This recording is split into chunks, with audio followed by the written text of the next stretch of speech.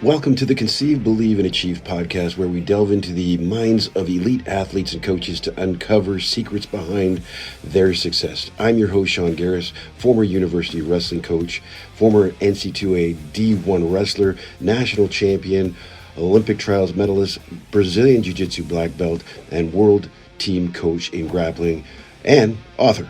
Join me as we explore the realms of training, mindset, goal setting, overcoming adversity, and various coaching methodologies in the world of sports. Get ready to be inspired and motivated as we learn from the best in the game on our journey to achieving greatness.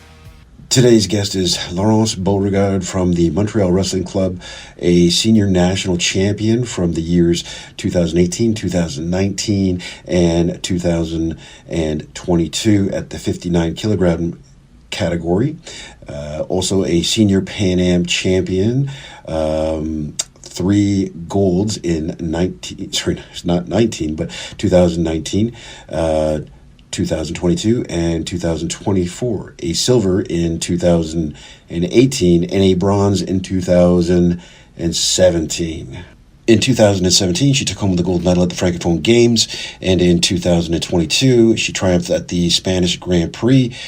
She also clinched the top spot at the FISU World Championships in 2018, and she was also able to finish third at the ranking series in the Senegrad 2019 tournament.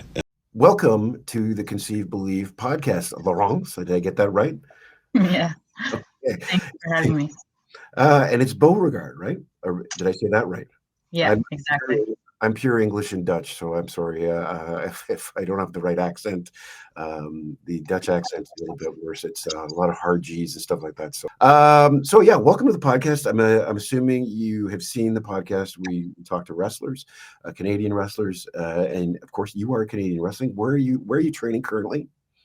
I wrestle out of the Montreal Wrestling Club, the National Training Center, with coaches David, Victor Zilberman, Martine Dugrenier, and I have been there for 10 years, so as long as I've been wrestling.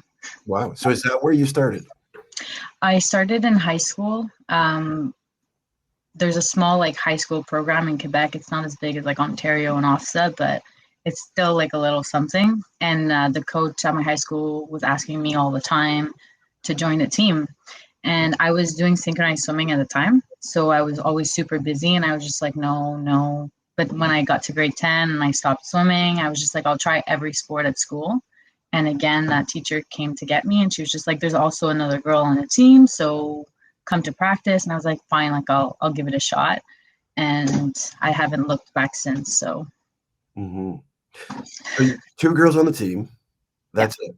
Was that a deterrent for you, or what was your mindset? It's not a traditionally, I guess wrestling is not a female sport, a woman's sport. Yeah, we were 3 girls on the team, but we were really 2 that took it seriously and started early on to go to the National Training Center. Around the high school circuit in Quebec, there are still not that many girls. So you'll go to the finals and there might be 2 people in a weight class, 3 people. It's not a really huge thing, but it's kind of a good place to get some experience of the sport and see what it is. And I kind of started at the perfect time, I would say, because it was the year that there was the Save Olympic Wrestling campaign. So they were thinking of taking wrestling out of the Olympics because of the way the politics behind wrestling and its rules and all that stuff is super complicated. But Martine Dugrenier, the 3-time world champion, 2-time Olympian, was coming around to the high school tournaments and she was advocating to keep wrestling. So I got to meet her that way really quickly. And so she just kind of hooked me in, and I had already watched her at the Olympics. I'm a really big just sports fan in general as a kid. I just love watching the Olympics, and I was just I'm gonna get there someday for whatever sport. So when I got to see her, and I was just wow, maybe I should just see where it goes. And it was the year of Canada Games, and she was just hey, just come to the trainings, we'll see how it goes. Because what I didn't mention earlier is my sister had done wrestling in high school, and she had went to go train at the training center. So she knew Martine. So Martine kind of through my sister also got to know me. So she really wanted my sister on the team for the Canada games. And she was just like, tag your sister along. And it just kind of worked out. At the end, we both made the team and we both got to experience that. And so that summer, I did a lot of training camps and got a lot of experience, even though I was like brand new. You know, we'd go to Ontario to training camps with girls, and I was like 56 kilos, and I'd go with the 40-kilo girls, and they would beat me up pretty bad. So Martine approaches you, Yeah. and I'm assuming, well, you said you've seen her wrestle before. Must have been a special moment for you, for her to come up to you and start chatting. Yeah, like 100%. Like it was like the finals for, so like our offset finals, if I could put people into perspective. But there was like three people in my weight class. But at this point, I had not won a match in my whole like season. But like it was like February, and I had started in like January, so like we could cut me a little bit of slack. Mhm. But that day, I managed to win both my fights and to win. And Martine was the one to hand me the medal. So that was very special for sure, because since my sister was wrestling and she was going to the club, she'd come back home and talk about Martine, and that's how we had watched her at the Olympics. So like I knew who she was. So it was very special. And yeah, like sometimes I think about that moment. I'm like, wow, like it would be cool to relive that moment, you know? But now she's my coach and someone I really look up to, and someone who's really like helping me in my career development. And so I guess I won. Yeah. What a coach to have in your corner. Uh, Yeah. Tough as nails. I've seen her wrestle myself. Not up front, not up close and personally, but I've seen her at the Olympics and on TV there. But a tough individual. Yeah. So great to have her in your corner. But you also have two other individuals in your corner as well. I can tell you, Victor Zimmerman, I've known probably since I was a child. My dad have the utmost respect for that gentleman. And of course, David. I didn't know, but I know that is David. I know that is Victor's son. Yeah. And I'm not sure if you have any dealings with Alex's dad, but I grew up knowing Alex's dad when I used to play on the mats when I was a kid at Western when Alex's dad was wrestling. So those individuals in your wrestling room coaching you, and we've had some good results, haven't we? You've had some good results, right? Yeah, I've had some good results over the years. I think just our club in general, like we're a relatively small club and we have really good results. We're really fortunate, like you just mentioned, all the people that are there. Like Rob's at every practice. He's less so like my personal coach, but he'll help me all the time through situations and even at like tournaments, sometimes just like to help calm me down and whatever it is. And but yeah, like David will be often like my assigned coach for a lot of things, and like we went to a lot of international tournaments together and training camps, and it's someone that like I'm like growing with. Martine will less so like always travel with us, so that's more like David. And Victor just like he's just the head coach, and he's just like involved in everyone. Like I don't know how he does it, but he's just so hands on and just helping everybody. And like yeah, like he won't always travel either, but yeah, like he'll decide like what I need to do, and like, oh, Laurence, like you need to do this today, and like you're gonna go do that. And yeah, it's good because sometimes you don't want to do those things, but you need to do them, you know? Mhm. So he picks apart your wrestling, and he looks at what you should be doing, what you shouldn't be doing, and Yeah, gives you the game plan. exactly. Yeah. Now, as a wrestler, are you able to look at your own wrestling and do that yourself at times? Yeah, so it's something that I thought was very difficult to do, like just able to rewatch the matches, because I find it's like hard to watch yourself and to be like, oh, you know.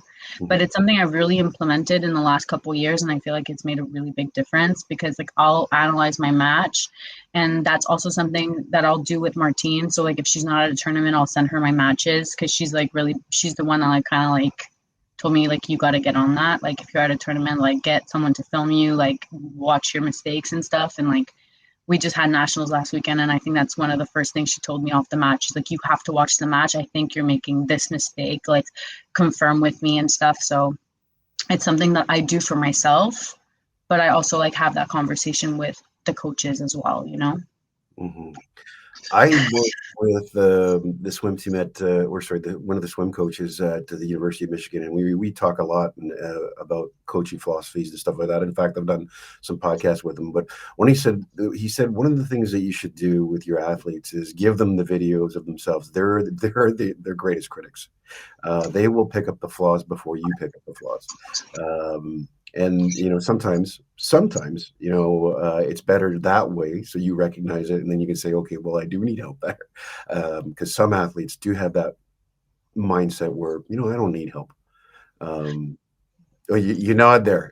Have you ever Yes. come across those athletes or been Well, with like athletes? I'd like to think that I'm someone who really wants to learn and that's always like looking forward for criticism, but just in the fact that like we're wrestlers and like we're going out there to like kind of fight people and stuff, like sometimes some feedback is harder to hear than others, and you're just like don't want to acknowledge that that might be the case for you.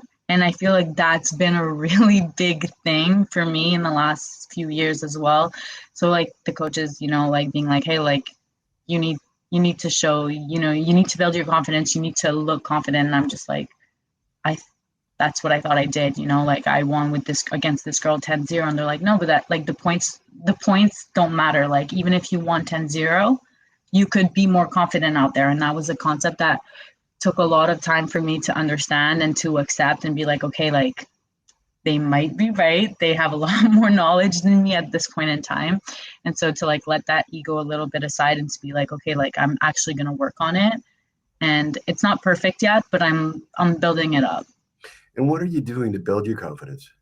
Um I think like just like that whole like reflecting. So like not just like matches, but like before practice and after practice, so that it's not just like what I think is happening, but actually what is happening. So what was I able to accomplish today at practice? Like how many doubles did I do? And then also keep track of my mistakes and the coach's feedback. And it doesn't need to be like pages and pages long, but just like little key points to help you stay on track of your own development. So then it's less like objective. Like it's more actually, I'm sorry, it's more objective and less like subjective to like how I'm feeling that day. Because some days you'll feel great and you'll be like, wow, like that was a great practice, but what made it a great practice? Hmm. Yeah, knowing the ingredients helps you out a little bit better to make a better session, right? Yeah. Um, you're talking about tracking your progress. You're tracking your progress, but do you have a goal setting mechanism put in place for yourself as well? Is it yours, or is it a coach's set for you, or is it what are you aspiring to? Like, are you asking what I do when I goal set or what my specific goals are? Well, let's talk about what you do. That's probably, I think, some of the people that are watching maybe want to, hey, pick your brain. So again, it goes to writing. Like I'll write a lot and like I'll also put like pictures of the things that I want to accomplish like around my house. Hmm. And sometimes when I'm having like a particularly like harder time, I'll like write on the mirror in my bathroom like the things I really want to focus on. Just like a bunch of little things like that. So like I'll have like a paper of like daily affirmations. I'll have like the picture of like the Olympics. I have like a flag of Canada in my room. Just a bunch of things that I could see all the time. I have a little mug that I just bought and it has like a little wooden thing on it, and I wrote like I put like the Olympic rings on it and things like that. So I do a bunch of little things like that to keep like those goals close to my heart. I also do like little things that are maybe a little bit more embarrassing, but to each their own. Like I'll write like things and as if I've already accomplished them, and like I'll put that paper under my bed. And I actually forgot that I did that, but I just remembered now. And then after a while, I'll like take it out and change it for whatever goals. You know, you say Are that's you? you say that's embarrassing, but I know a psychologist that is highly renowned, and he talks about getting his clients or athletes to write what they want to accomplish, but also on the flip side to write on what their future would like if they didn't accomplish those sort of things as well. So it forces them to think about, if I don't do what I need to do, then my future will look like this. If I do what my future what I want to do to get that future I want, I'll accomplish these things. So I think what you're doing is on par with some of the great minds of psychology there. So you're on you're on the right track. It sounds like. I mean, a lot of people. I mean, you hear about what is it? The visualization techniques. I know some UFC fighters. They would visualize. They go into the ring before the match, and they would imagine taking somebody down at times and focus on those sort of things. Is there any rituals that you go through when you're going into a tournament? I know you talked about the mental aspect of sitting down and writing, but when you go to a tournament, are there things that you start to kind of put your mind through? Like leading up to a tournament, our trainings are going to change a little bit so that we're prepared for the fight. And a couple days like out, we'll do a lot more bike, and depending how much weight we have to lose and so on. So like definitely a lot more visualization heading up to it. I would like to be more constant in like my day-to-day, weekly basis of doing that. And there's like ups and down, right? Like I'm a student athlete. I work, like sometimes life gets busy, but like I would like to prioritize that a little bit more. But like leading up to tournaments, it's something that I'll do while I'm like training. And at the tournament, like I know what my warm up's gonna be. I know exactly what I'm gonna do. Like I've gotten to the point where like I've like perfected a warm up that works for me. And like it was a big thing also. Like everything kind of matters, right? To be like in the right headspace. And it's just for me, it was like matching my body's activation with my mind's activation and not letting them both like get derailed, because it's really easy for me to be like at a 10 out of 10. Like I'm not someone who needs much activation. Some people are like too low, like I tend to run too high, but then sometimes I overcompensate and just show up to the match a little bit too low. And it is a fight, right? So you want to show up ready. So I've kind of like started like fixing, like adjusting a little bit, like how I walk onto the mat, like what I do. But like I try to stay as close to possible to my routine. And yeah, but you have to adjust sometimes, because some days like you'll have all your fights like back to back to back every 20 minutes and you'll be done at like 2 p.m. But sometimes you'll start at 10 and finish at 10 at night, so you have to be able to adjust and to know when, like, okay, I have a break here, I won't wrestle for another 4 hours, so I need to be able to cool and to move away from that headspace a little. Mm-hmm. You talked a little bit about student athlete. That's a tough thing to be, is in an international sport. Where are you going to school, and what are you taking?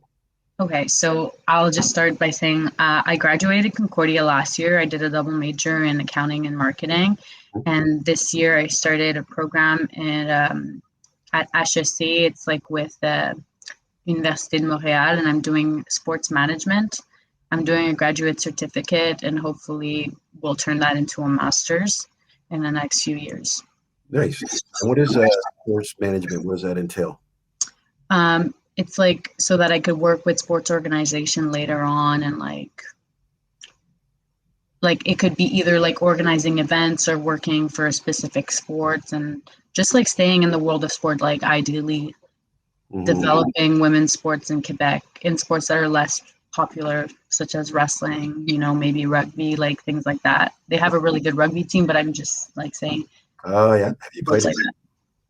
I only like played a little bit in grade 11, like for a few tournaments. I feel like in another life I would have been really good, just because I like running and I like wrestling. So I feel like it mixes both of those things. So maybe eventually I'll just like play recreationally, but in another life I'm a rugby player. Yeah, no, the reason I ask is, I know that wrestlers and rugby go hand in hand. We used to recruit when I was coaching at York University. We'd recruit the rugby players there, and they'd be some tough kids coming onto the team, which was great because they'd already have that tackling experience, that double leg. Yeah, exactly. And I'm assuming when you retire, if you retire, you could go back into that recreational field and probably dominate on the field, or I think do they call it the pitch? I don't know what they call it over there. It's whatever. Yeah. I'm definitely going to do sports after wrestling. So, Well, I think that'll keep you happy because you get into this. If we get into, I think sometimes when you get into a field, you go into school and you think, okay, well, I'm going to take I don't know, XYZ, and then you start to realize I really love the sport. I want to do something that kind of keeps me in it. And that's what my dad did. We talked a little bit about my father prior to this, but he got into insurance sales after his career in Olympic wrestling, and he didn't like it. And it seemed to be like a spot where he just kind of spiraled down. But then he started coaching, and then he started making his own business, and he became so involved in the sport at that time. He just loved it. So I think that's a great career path if you are looking to do something like that. I want to talk about your international experience. We hit a little bit on it already. We just glazed over it though. Your first international experience. Tell me a little bit about that and the qualify. Let's talk about the qualifying process and how excited you were to qualify for an international experience. okay. So, well, my first ever international experience, I don't know, what was it, 2015, I think. I went to Puerto Rico. Mhm. And there was no qualifying process. It's just like a trip my club goes on, and it was just like a great experience. And then later on, my like first, like the one I consider like my real like first international experience is in 2017. I was a junior, and at this point in time, I'm a decent wrestler, but it took some work, and I wasn't like someone who dominated every age group. I started a little bit later than your typical person. I was 16 years old, which is it's not old, but a lot of people start at like 14, 15, and a year or two makes a big difference. I didn't dominate. I finished second and third both my junior years, but both years I also wrestled in the senior weight classes and also took second both years. So my second year as a junior, I got asked to go to the senior Pan Ams.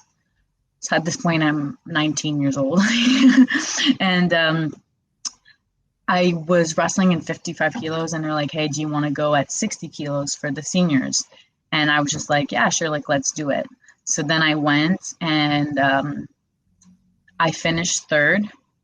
I think we were fourth, so like I lost like, every match except for one, but like still like I that was a really great experience. I was with all the national team members, like Justina, who's qualified for the Olympics, and I was actually rooming with her, and she really like helped me out. There was also Michelle Fazari.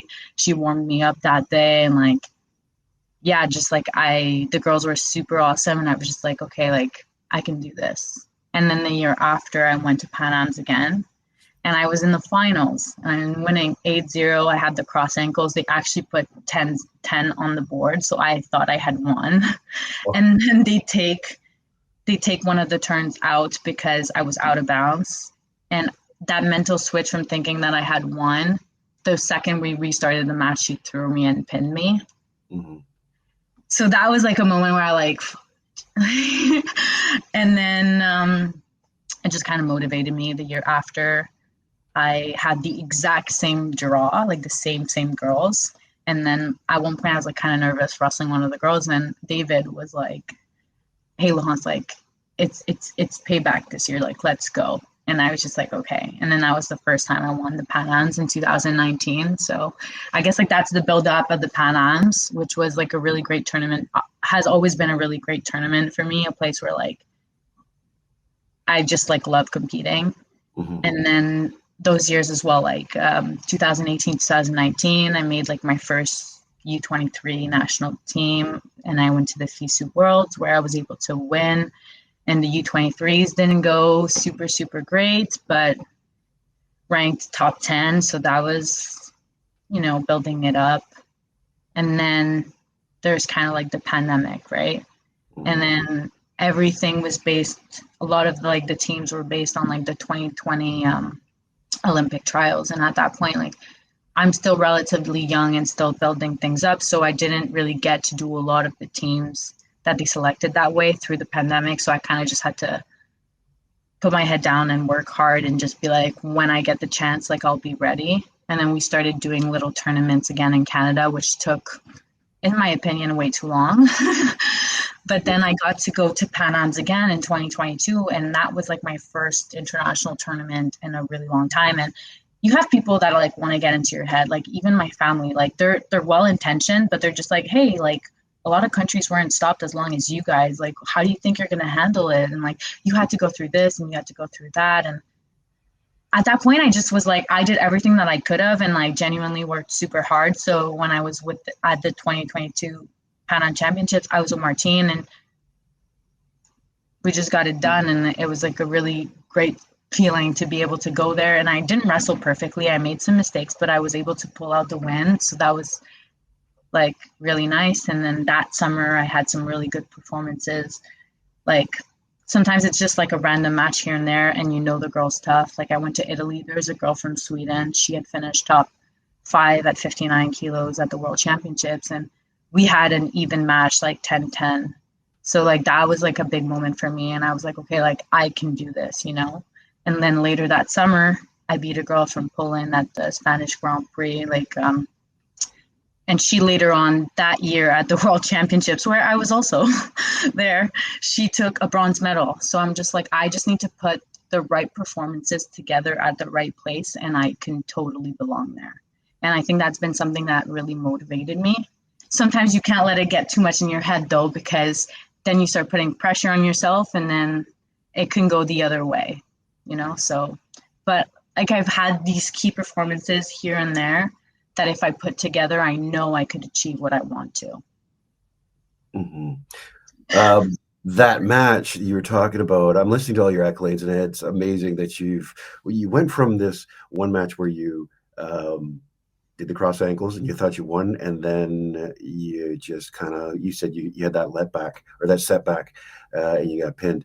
How it sounds like that match may have haunted you a little bit. Yeah, it did. I was at the time. It was not that only instance that things like that would happen. I would often get to a lead of 6 or 8-0 and then lose. I think it had happened that year at the U Sports as well for the bronze medal match. So it was something that, yeah, I was struggling with, and yeah, it really did haunt me, and it still does. Like today, you know, like people were like, "Hey, Laurence, you won the Pan Ams again. It's your 3rd time," and in my head, I'm like, it could have been 4th, you know, like it almost should have, you know, but I don't know. After that, people are like, yeah, but if you would have won that match, you maybe would not have made all the adjustments afterwards. Mm-hmm. You know what I mean? So I try not to see things like that because I know it's not helpful, but yeah, like it's something I have at the back of my mind now to like try and stay ready. But we're not perfect. Like sometimes things happen, and you got to have those tricks in your head to be like bring you back to the moment. Yeah, the reason why I asked, I have a match that haunts me to this day, and I imagine that match that you had will haunt you and give you these lessons in life. But I remember paying it off, which is, for those of you listening, is similar to our state tournament down in the U.S. And there used to be predictions to win in this Ontario Wrestler magazine, right? So I was predicted to win, and of course I went in, and in my first match I'm losing, I think it was 7-0. And I'm looking at the score, unbelievable. I'm like, what the hell's happening? Of course, my dad's in my corner, and he's getting pissed off. I come back all the way to it ended up 10-5. I lost. I had to wrestle consolation rounds. I ended up meeting the same guy for 3rd and 4th, and I beat him 10-0. So I understood from that loss that how important the mental aspect of sport is. Did you develop that through your match as well, as you start to see that that loss, where losses like that you really need to improve, and your coaches said confidence, did that come into play too when you're?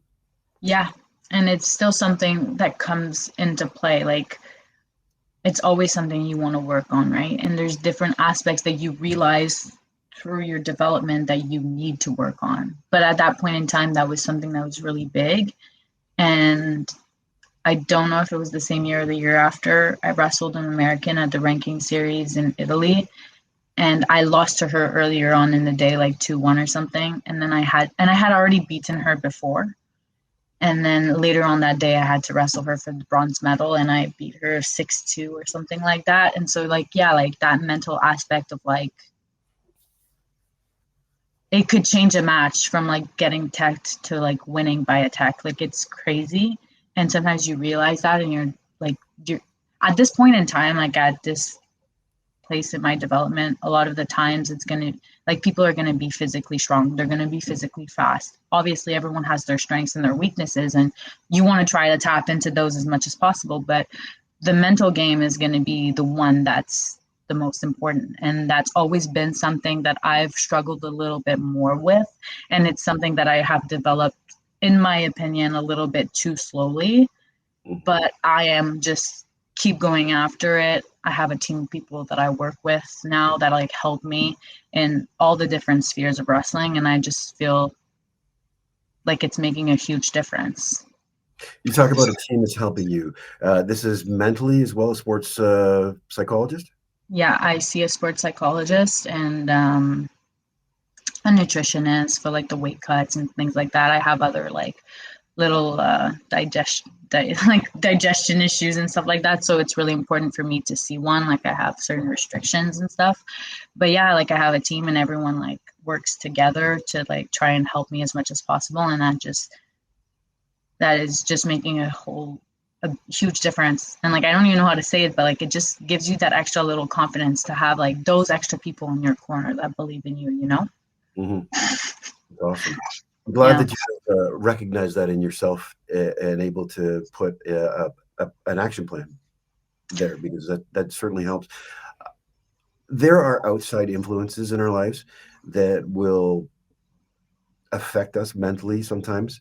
Um, I read a book. I'm trying to remember. I can't remember the name of it, but it talks about the progression of fixed mindset. A fixed mindset being, okay, I don't want to go any further. I think it was Carol Dweck. You know what? I can't do that because of X, Y, Z.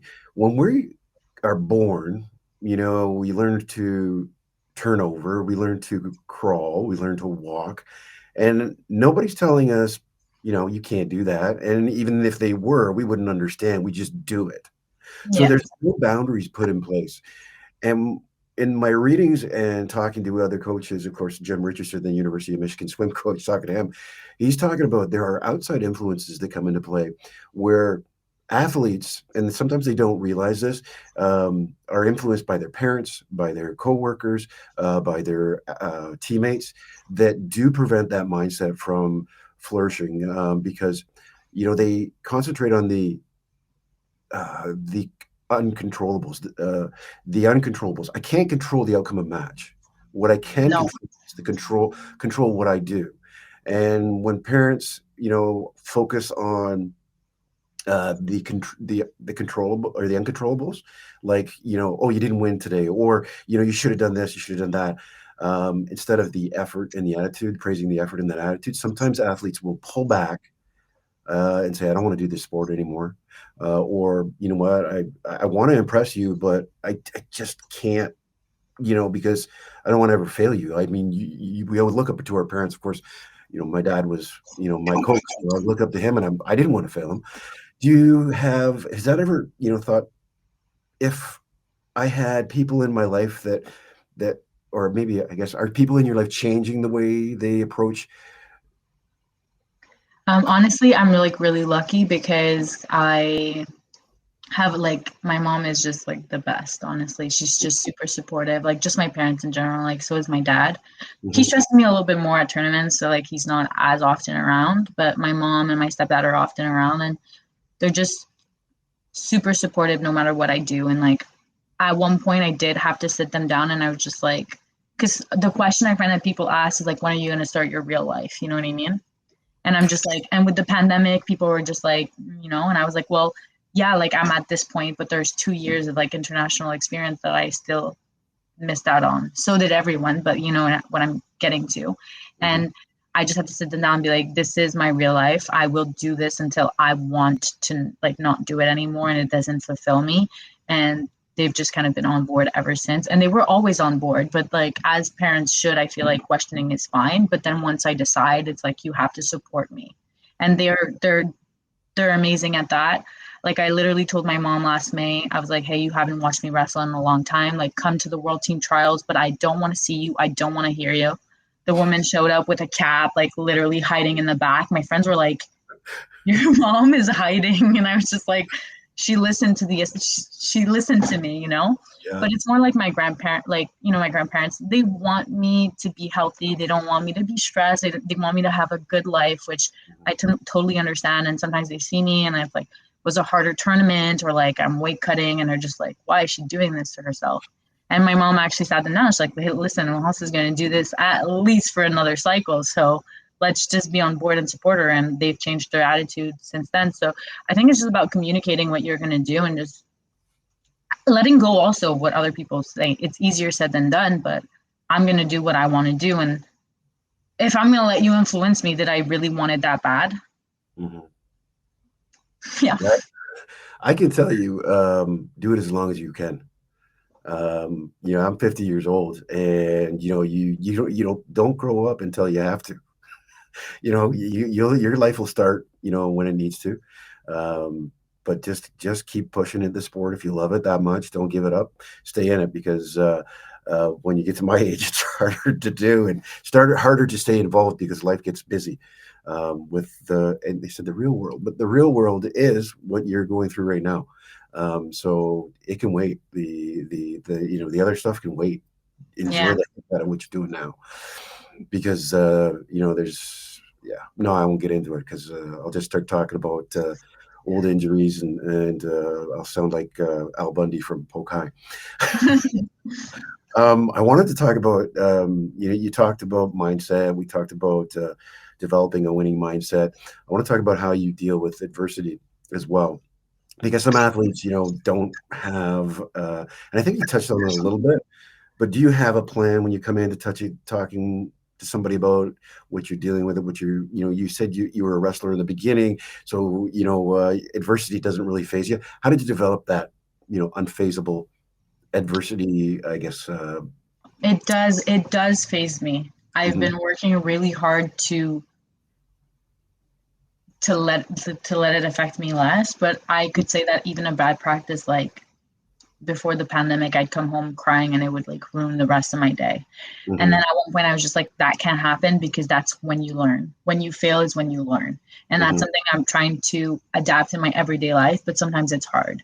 Some tournaments, like Olympic trials or bigger things, I feel like I'd be lying if I said like those things don't affect you. They do. They're like lifelong dreams. And sometimes it just, you have to show up that day, and just no matter what gets in your way, you have to be that person that comes out on top. And there's just one winner at the end of the day, And it's just like sometimes that's hard to deal with, but I think it's just keeping the big picture in mind and being like, okay, like I knew this time around, like obviously the goal would have been to win the trials, but I knew that my goal was like really in 4 years and to keep building up solid performances and become more consistent.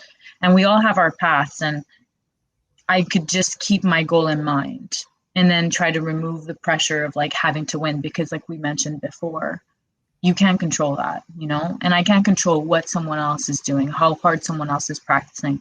I can just focus on me and try to do the best that I can with whatever life throws at me and keep prioritizing my training, my development and stuff.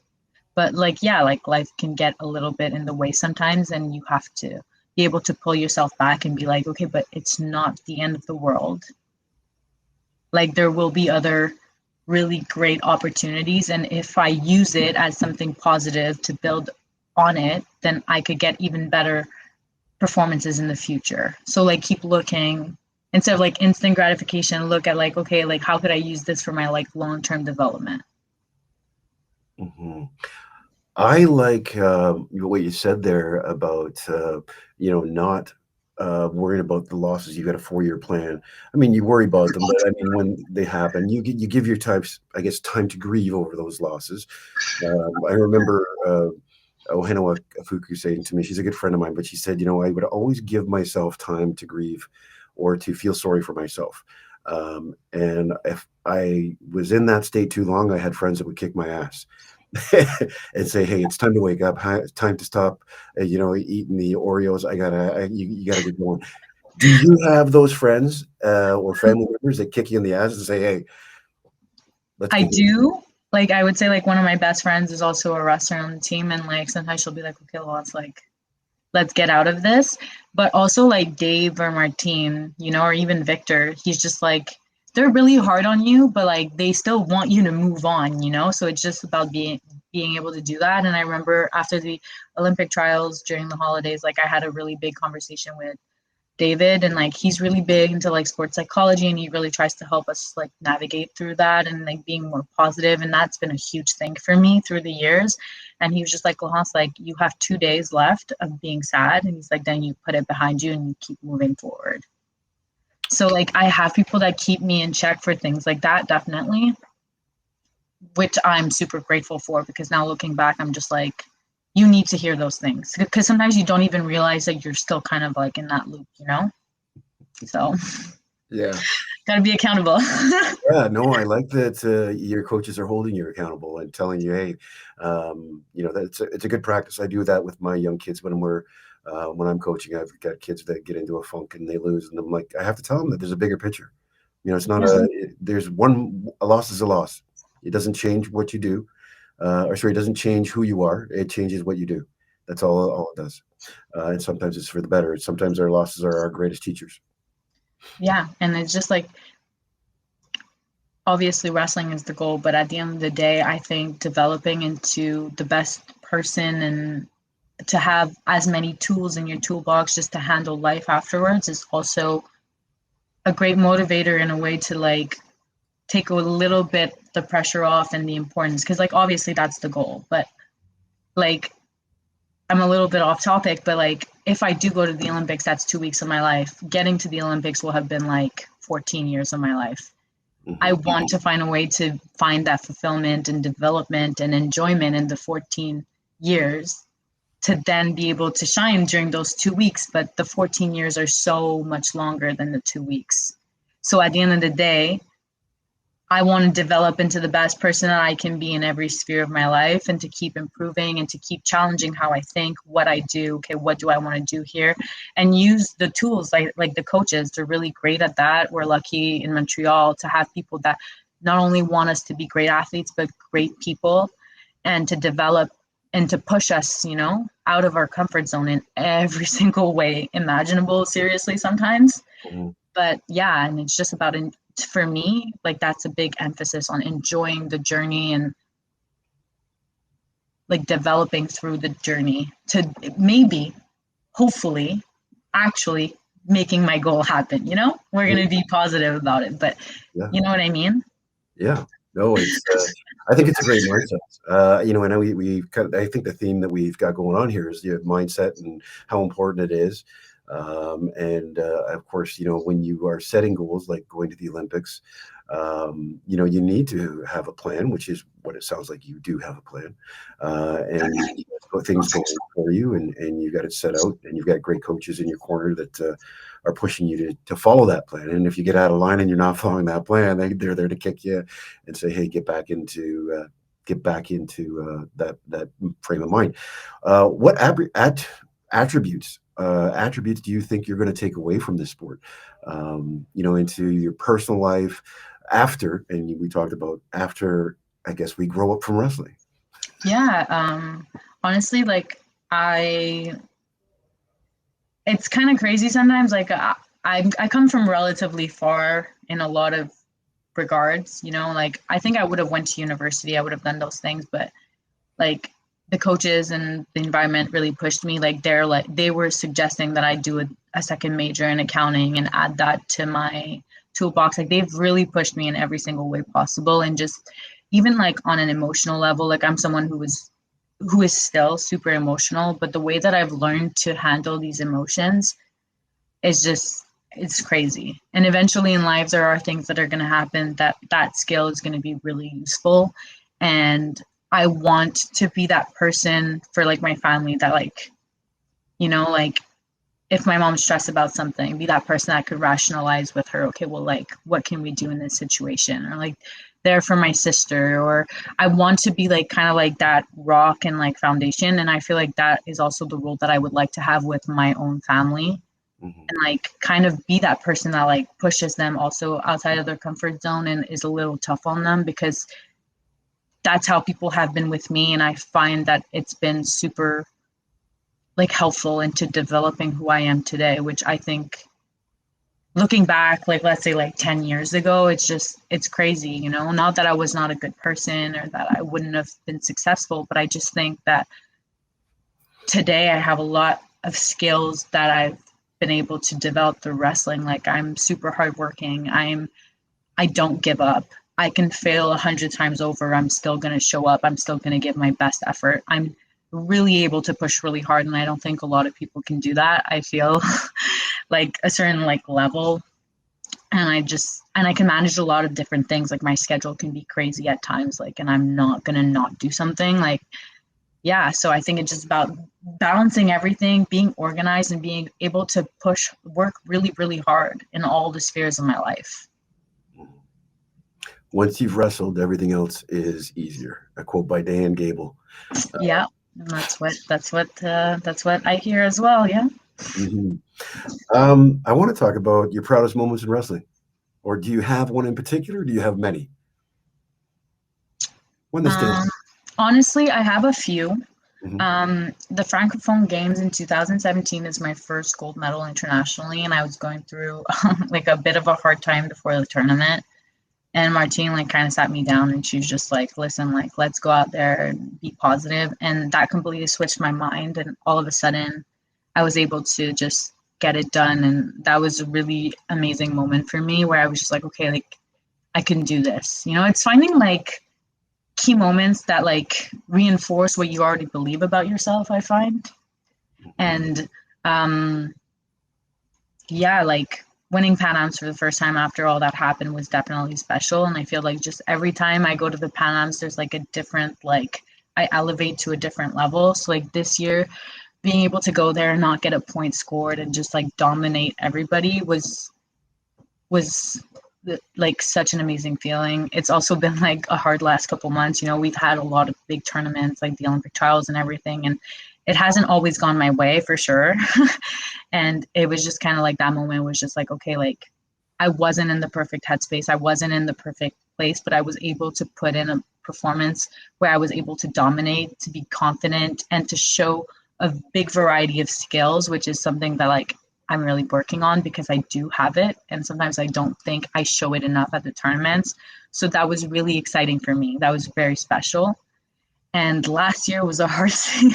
Like just I wrestled 62 and 63 kilos for the university circuit. Mhm. And I'm like a 59, 57 kilo wrestler. And I think it was really good to challenge me in a different way. But it was a harder season in certain regards. And I got to the World Team Trials last year, 59, and I beat some people I had been wanting to beat for years that I hadn't had the chance to wrestle in a really long time. And I like dominated and won the spot for 59, and my mom was there and everyone was there. So I would say like those moments definitely stand out in my mind as like being really special. But if I had to say one, probably the World Team, just because yeah, like that, just that feeling of like, okay, like I got it, you know, Mhm. It was like you were top of the mountain. top of the mountain. But Pan Am's this year is a close second Oh because yeah. you have to be able to perform when other things come in the way. Hmm. And that was special too. So you talk about all those tournaments, all those proud moments. Obviously, those proud moments come with sacrifice. What are the types of sacrifices that you've had to endure as you put yourself on the map for international wrestling? All right. So I will say something and it's going to be a little bit cheesy, but it's been years that I've been saying that. I try not to see anything that I do as a sacrifice. Mhm. I see it as a choice. Mhm. If I go see my friends, I can't go see my family at the same time. If I go train, then I can't do something else at the same time. But life is about choices and decide and aligning the things that you do with what you want to accomplish. So yeah, I could say it's a sacrifice. I wake up at like 6:30 every single day and I go train. And then after I go train, I go to work. And after I go to work, I go to train again. Some days I do 3 trainings. Some days I'm supposed to wrestle for 3 hours, but the practice ends up being like 4. You know, I could say all those things are sacrifices, but I think it's just like a choice. And and just following my schedule and to align that schedule with my goals. Mm-hmm.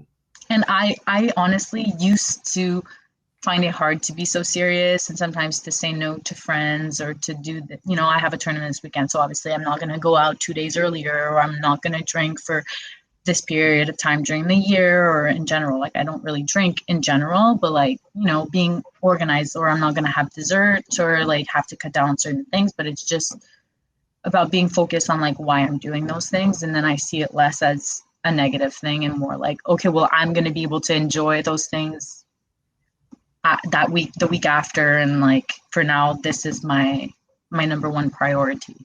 Mm-hmm. Outside of training, outside of training, what do you do that, or sorry, what, I guess, other aspects of life do you include, I guess, to contribute, that would contribute to your success? Outside of wrestling, I think it's like what we already spoke about, like the little like pre-practice. I have a pre-practice routine. Like, I'll watch a lot of matches, not only of myself but other people, and I'll analyze, okay, what they do and stuff. After practice, also analysis, which is something that I was not always doing, but that I've implemented the last couple of months, and I feel have made a big difference. Just reading as well. So like, I know some people really like swear by self-help books, and like, I've read a lot of them, but I find what's been even more motivating to me is like reading other people's stories. So like, Cameron Haynes, he has a book, it's called Enter. I find he's very motivational. I love the way he writes.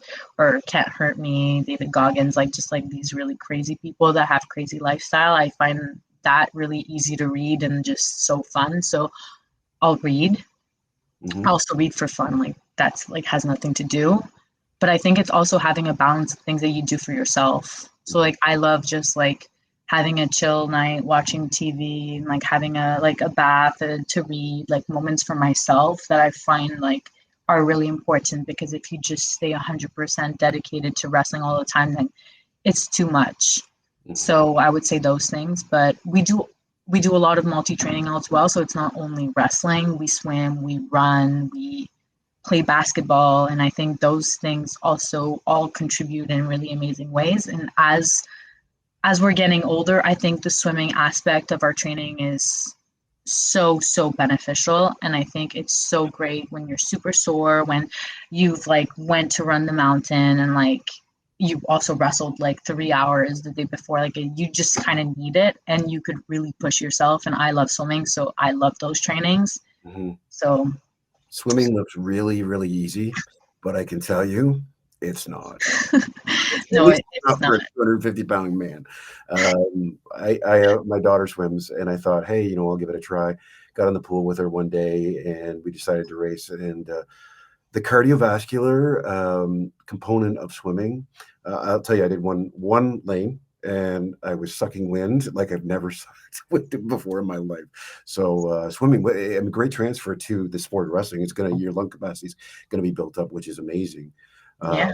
Glad to hear that you're doing all those things, because one thing, just one thing could obviously damage, your mental mindset, but also there's a lot of literature that goes towards multi-sport athletes have a less propensity for injury.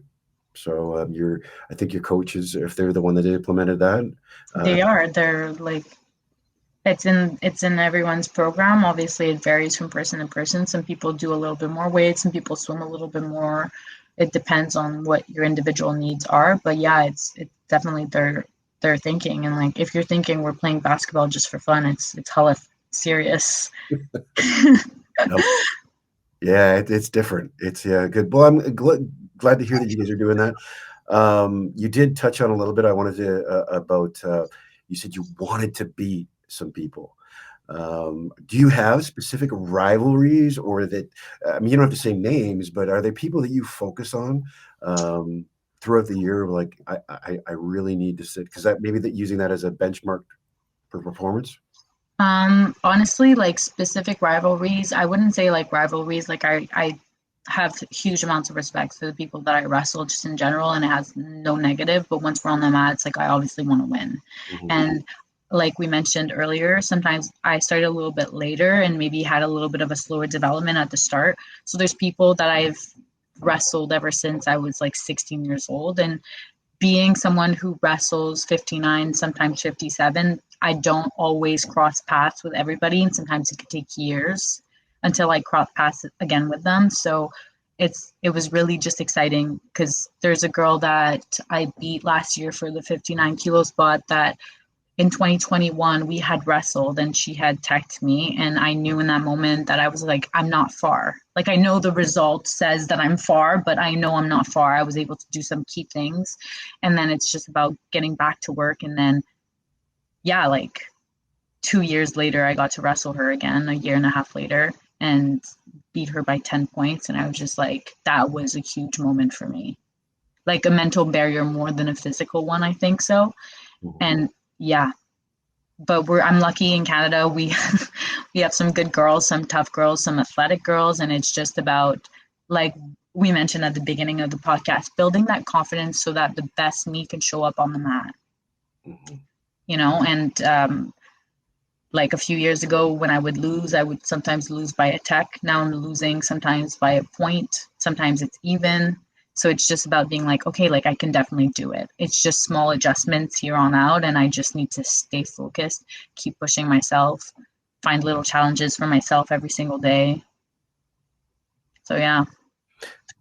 That little girl that is watching this, that is, wrestling her heart out and, is getting beat up every time she's on the match, what would you say to her? I mean, you're in a really great spot because, like, you can just learn so much from those moments. You learn so much from people that are better than you. And if you just keep pushing through and you just stay consistent and you work as hard as you can, great things will happen. And that means different things for different people, like, obviously. But that's what I tell myself all the time. I'm not necessarily the most talented. I'm not the person that things come the easiest, but I work extremely hard, and that is my strength that I need to use as my advantage, you know? So I would just say keep working hard, and along the way, if there's obstacles, just see it as you needed those obstacles to come in your way. And then it's like, oh, how can I learn from it? How can I get better? And then it's just going to be even better when you do end up winning. Got to put the effort and attitude in it. And you can't compare yourself to others. You can't compare your journey to someone else's. Then you'll just go crazy, you know?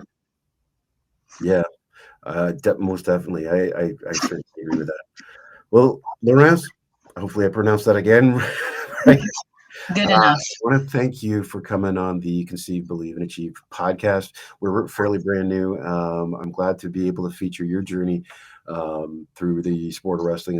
The sport of wrestling is something that's dear and near to my heart and my father's.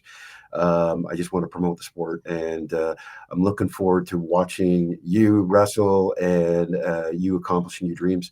I know that what we've talked about today and listening to your story, that you've already set a really, really good map for yourself to achieving greatness. And I'm crossing my fingers for that Olympic dream of yours. Thanks so much. And it's been a pleasure to be on the podcast. If this helped anybody, then that's obviously amazing. And yeah, I'll watch your podcast from now on. You have some interesting people come on here. Yes, you do. Well, thanks again.